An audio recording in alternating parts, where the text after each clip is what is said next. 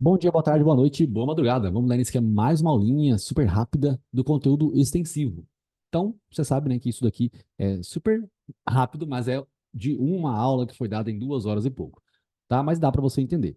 Bom, na aula anterior nós tínhamos falado sobre as funções típicas e atípicas, certo? Dos três poderes, executivo, legislativo e judiciário. Findou-se assim. E aí, a hora de falar de uma função atípica do poder executivo, eu trouxe a medida provisória, né? Ela passa pela Comissão de Constituição e Justiça dentro do Congresso Nacional, aí ela vai valer por um período ali de 120 dias, em regra, no máximo, tá? Uma comissão, pessoal, nada mais é do que uma quantidade de pessoas que vai tratar sobre um assunto.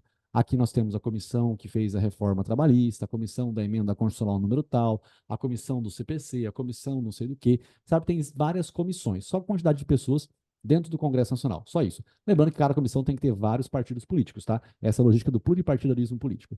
Bom, então, trazendo a medida provisória, que ela é uma função atípica do Poder Executivo, nós temos aqui que ela é uma função legiferante. Então, as medidas provisórias, elas são função legiferante, assim como as leis. É a função legiferante dos poderes. Inclusive, a súmula vinculante, ela não vincula a função legiferante. Tá, aqui eu joguei legislativo, executivo, judiciário, lembrando, né? Você tem que saber isso aqui, tem que ser muito claro para você. Congresso, Assembleia, Câmara Municipal, presidente, governador, prefeito, né, juiz, TJ, STJ, STF. Essa estrutura lógica tem que fazer parte do seu raciocínio. Dentro dessa estrutura, você tem o executivo, o legislativo e o judiciário, e eu disse que cada um cuida da sua própria vida, né? Então, o legislativo não pode criar uma lei dizendo que a nomeação de um secretário feito pelo prefeito tem que passar pela concordância dos vereadores que ali estão dentro da Câmara Municipal. Isso não pode acontecer, porque cada um cuida da sua própria vida, certo? Então, o executivo não manda no judiciário, o judiciário não manda no legislativo e a variação que você quiser fazer de linha de raciocínio aqui.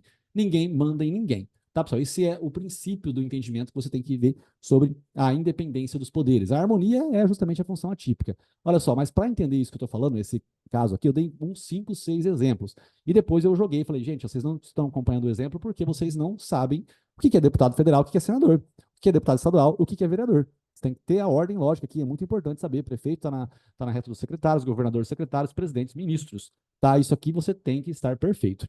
Tá bom? Bom, seja como for, o STF, pessoal, ele cria súmulas vinculantes. Né? Ela vincula toda a administração pública direta e indireta, mas eu disse que ela não vincula a função legiferante, que é a capacidade de criação de leis, seja ela definitiva ou seja ela provisória. Tá? Então, as súmulas vinculantes não vinculam a função legiferante, certo? Isso é muito importante.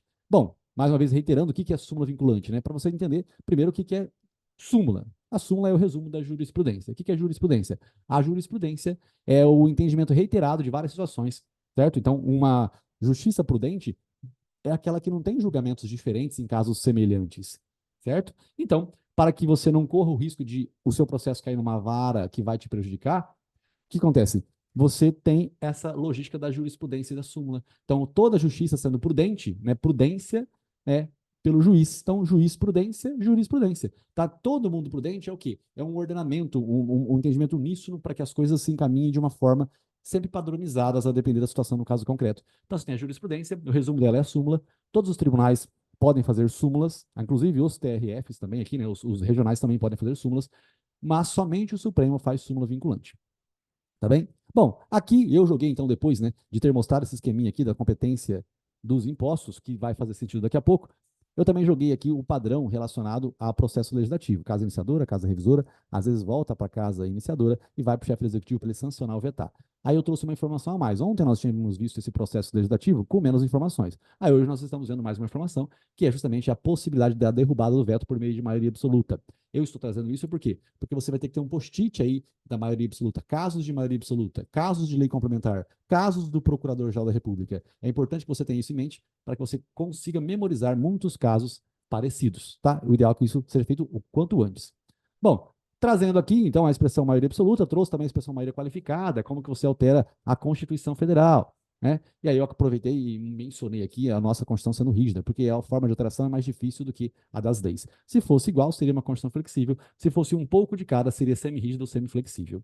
Tá bom? Gente, então, se tudo isso aqui não for respeitado, alguém vai ver que não foi respeitado o sistema de formação das coisas, e esse alguém é o STF.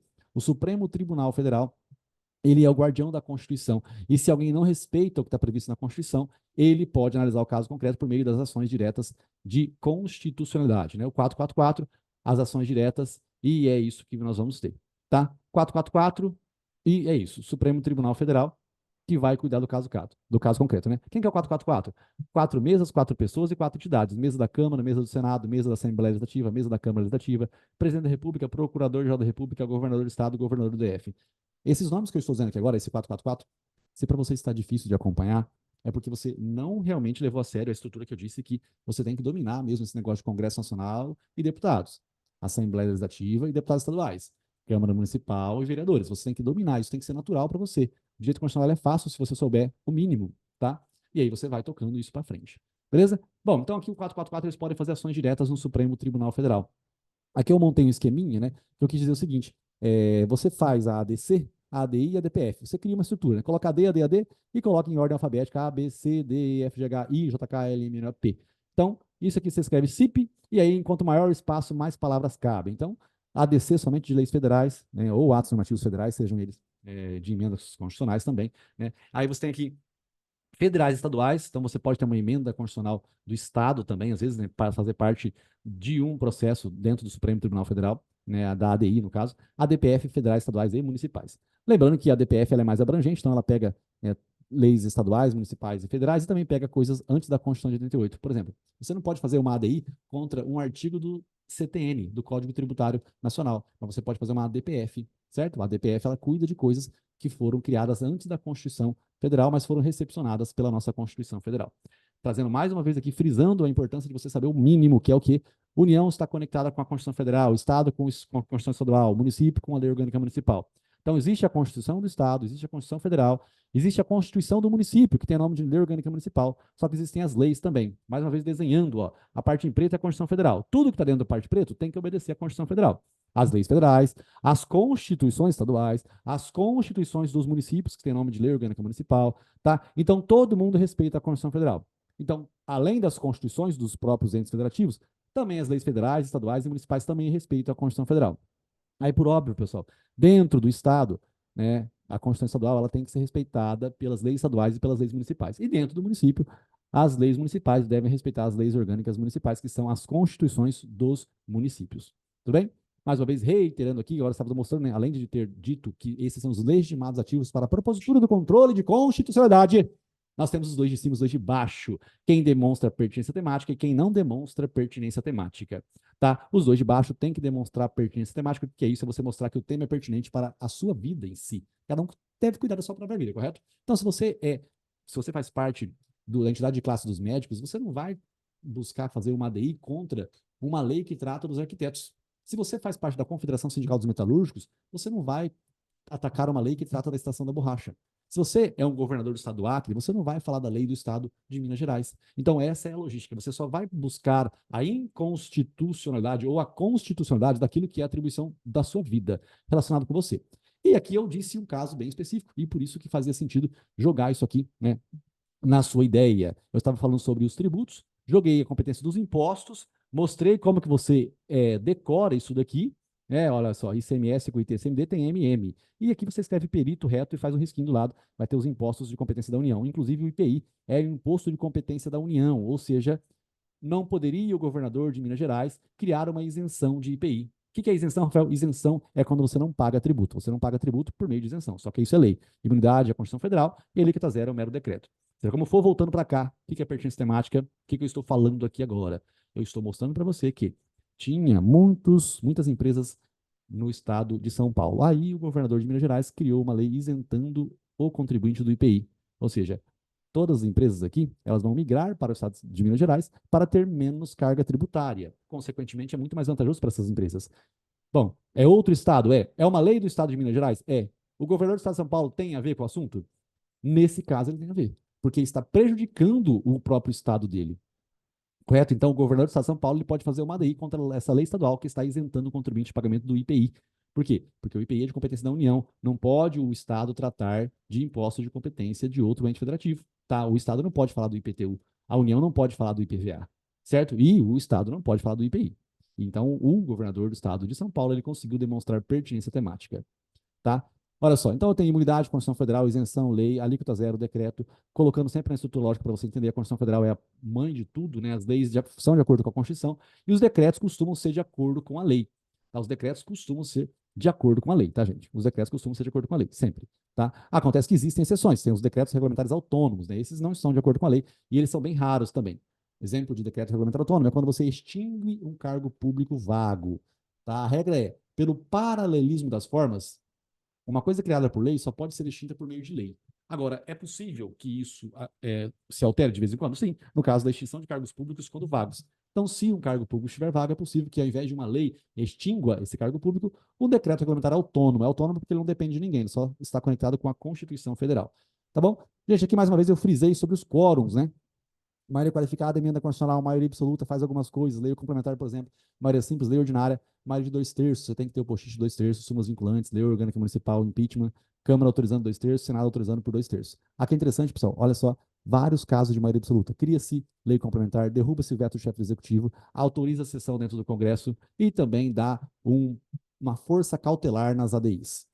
Bom, seja como for, mais uma vez mostrando o ordenamento jurídico de Hans Kelsen. E aí nós temos os decretos regulamentares executivos, que dão fiel execução à lei. Os autônomos que não obedecem à lei, mas obedecem à Constituição. A administração pública, pessoal, ela respeita uma ordem lógica das coisas, toda ela, direta e indireta, só que esse respeito é baseado no que está na lei, e se está na lei, ela tem poder, mas ela é obrigada a fazer. Eu mostrei os 4 poderes aqui, justamente, né, na verdade, aqui no caso do poder de polícia, poder disciplinar, poder hierárquico, poder regulamentar, os decretos regulamentares executivos e autônomos. Eu mostrei isso aqui para quê? Justamente para mostrar que existem decretos. Essa palavra não pode ser algo que você se assusta, é só uma folha de papel que tem regras, tá? Aproveitei e joguei aqui dentro da logística, você já estava acostumado a ver que leis ordinárias e leis complementares, elas passam pela sanção veto por parte do chefe executivo, e menos constitucionais não passam. Aí nós temos os decretos legislativos e as resoluções que também não passam pela sanção ou veto por parte do chefe executivo, tá? Olha só, entenda, você falou muito rápido. Sim, na verdade eu gastei 2 horas e 40 para falar isso aqui, que eu estou falando em 15, 20 minutos agora, tá? Mas entenda, decreto é uma folha de papel que está escrito alguma coisa. Nós temos decretos regulamentares que estão regulamentando as leis. E nós temos decretos que não é que ele é uma lei, ele é um negócio mais rápido. Tá? Ele não passa por um processo legislativo de bate e volta para lá e para cá. Não, ele é algo mais rápido, mas ele é feito pelo legislativo. Então, quando uma coisa é feita pelo legislativo dentro dele mesmo, para ele mesmo, tá? Ninguém vai meter o dedo ali. Então, o chefe do executivo não vai vetar um decreto legislativo, certo? Agora, decretos regulamentares executivos, eles não são feitos necessariamente pelo legislativo, é só o executivo dando fiel execução à lei. Então, a palavra decreto é um gênero que engloba papel, e esses papéis eles são escritos por várias pessoas. Algumas pessoas estão escrevendo esse papel para dar fiel execução à lei, e outras pessoas estão escrevendo nesse papel um negócio simplesmente porque é de atribuição dele mesmo, o decreto legislativo. E como é uma coisa própria da casa em si, o executivo não vai meter o dedo. Então, por isso que nos decretos legislativos, o poder executivo não vai sancionar ou vetar. E resolução, pessoal, é uma palavra que tem o mesmo sentido de decreto legislativo, tá? Beleza? Tem alguma diferença? Tem. Um é feito individualmente, o outro é feito pelas 2 casas do Congresso Nacional. Gente, mais uma vez reiterando aqui, 2/3, a criação de súmula vinculante por 2/3. E aí, como eu estava falando sobre os quórums, né? Olha só, você tem quórum. Existe o quórum de 2/3, que é para a criação de súmula vinculante, e existe o quórum de maioria absoluta, que é para, por exemplo, dar uma cautelar numa ADI. O que é uma cautelar? Às vezes, pessoal, você tem uma lei que ela foi criada e acredita-se que ela não está certa. Alguém faz uma ADI contra essa lei, só que vai demorar para ser julgado. Então, automaticamente, a pessoa que fez a ADI, o 444 que fez a ADI, ele pede a suspensão dos efeitos daquela lei por um período de tempo. É um cuidado, é uma cautela. E isso pode ser decidido pelo Supremo Tribunal Federal por meio de maioria absoluta. Tá, por meio de maioria absoluta, ele suspende os efeitos da lei. Então, até que seja julgado definitivamente, essa lei não vai ficar fazendo efeitos. Tá? Ela parou de ter força. Tudo bem? É só isso que é uma cautelar, é um cuidado para que não tenha muitos problemas. Rafael, e se não tiver esse cuidado? Se não tiver esse cuidado, vai chegar no final, o STF vai julgar. E a hora que ele julga, pode ter um caos jurídico. Imagina que você pagou tributo por 15 anos errado. Ninguém fez ADI contra isso, ou fez ADI, mas não pediu o cautelar. E depois de 15 anos pagando errado, o STF define realmente que você não tinha que ter pago esses 15 anos. A partir de agora você não paga mais. Mas o que vai acontecer com o passado? Você vai pegar seu dia de volta ou não vai pegar o seu dia de volta? Isso que é foda, certo? E aí ele tem que modular os efeitos da decisão, que é por meio de 2/3. Tá? Gente, não, olha só. Então tem aqui lei complementar, por meio de maioria absoluta, também cria-se o IGCIR, estava só mostrando aqui mais um casinho, assim como eu falei sobre os tributos aqui, para fazer uma explicação sobre, né, para que eu pudesse fazer uma explicação sobre a pertinência temática, tá? Eu também trouxe aqui mais um casinho para explicar sobre a modulação dos efeitos temporais da decisão do controle de constitucionalidade, tá? Que é só você entender, né? Coisas que são feitas por meio de lei complementar, você tem que ter o post-it da lei complementar. Coisas, o IGCIR, por exemplo. O IGCIR é o Imposto sobre Ganho de Fortuna, Empréstimo Compulsório, Contribuição Social e Imposto Residual. Esses tributos não podem ser criados por meio de lei ordinária. Imagine que um deles tenha sido. Acontece se está errado. Se está errado, é inconstitucional. Se é inconstitucional, nunca deveria ter existido. Se nunca deveria ter existido, você tinha que ter recebido todo o dinheiro que você pagou. Só que se toda a população pedir esse dinheiro, fica complicado. Então o Estado não consegue devolver todo o dinheiro, então ele modula os efeitos da decisão. Ou seja, a partir de agora, você não paga mais aquele tributo que foi criado errado. Só que você não recebe o anterior. Isso é modular os efeitos temporais de uma decisão do controle de constitucionalidade. Isso é feito por meio de 2/3. Tá? Então, olha só. A regra é que na decisão da ADI, o efeito seja retrospectivo, ex-tunc, tunc T de testa, bateu, voltou, retroage, e você tem direito de pegar tudo que era seu antes dessa criação dessa lei. Só que quando isso pode causar um caos jurídico, o STF ele modula os efeitos temporais, ou seja, troca de ex-tunc para ex-nunc. Então, a partir de agora, você não paga mais aquele tributo, mas, muito embora você não pague mais aquele tributo, ainda assim, mesmo você não pagando aquele tributo, ainda assim você não vai poder receber de volta aquilo que você pagou. Então, essa é a modulação dos efeitos temporais da decisão do controle de constitucionalidade. Foi difícil? Foi fácil? Como tudo em língua portuguesa? E aí? Se você gostou desse conteúdo, pessoal, né, compartilhe com um colega aí, coleguinha, cara. E vamos que vamos. Essa aula, como eu disse, é uma mini aula, um mini cursinho, né, em que eu explico tudo, mas eu passo mais a informação do que tanto assim o raciocínio jurídico. Beleza? Foco, força, fé, fala depois de muito estudo. Um beijo do mago, tamo junto até o final. Vamos!